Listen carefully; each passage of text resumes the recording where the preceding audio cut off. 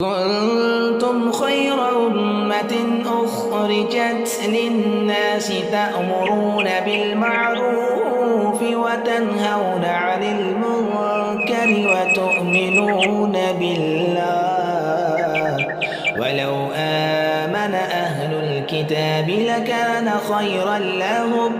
منهم المؤمنون وأكثرهم الفاسقون لن يضروكم إلا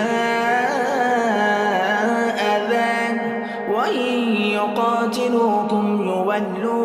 يولوكم الأدبار ثم لا ينصرون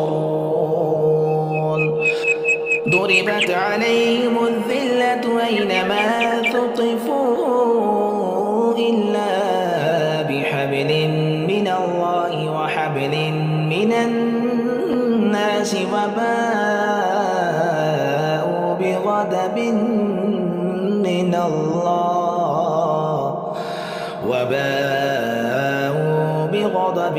من الله وضربت عليهم المسكنة ذلك بأنهم كانوا يكفرون بآيات الله ويقتلون الأنبياء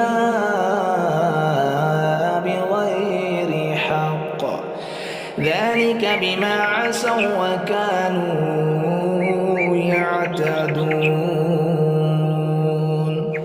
ليسوا سواء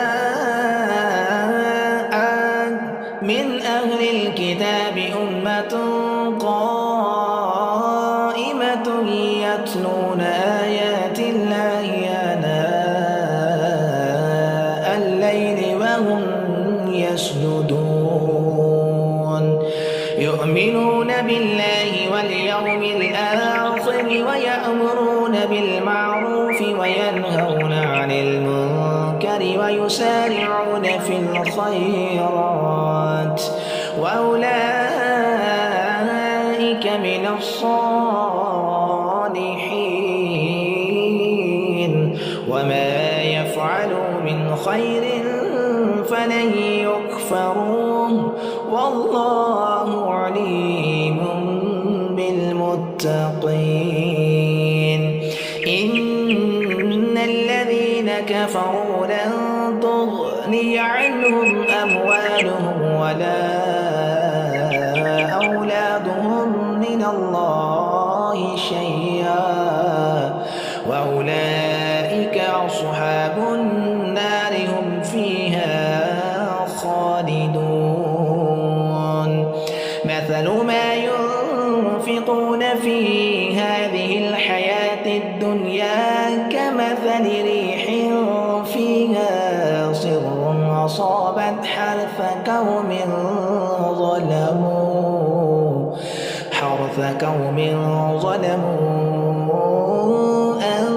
أنفسهم فأهلكت وما ظلمهم الله ولكن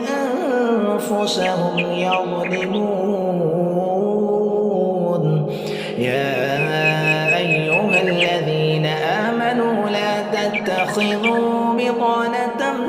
من دونكم لا يألونكم خبالا ودوا ما عنتم قد بدت البغضاء من أفواههم وما تخفي صدورهم أكبر قد بينا لكم الآيات إن كنتم تعقلون أنتم أولئك تحبونه ولا يحبونكم وتؤمنون بالكتاب كله وإذا لقوكم قالوا آمنا وإذا خلوا عضوا عليكم الأنامل من الغيظ قل موتوا بغيظكم إن الله عليم بذات الصدور إن تمسسكم حسنة تسؤهم وإن تصبكم سيئة يفرحوا بها وإن تصبروا وتتقوا لا يضركم كيدهم شيئا إن الله بما يعملون محيط.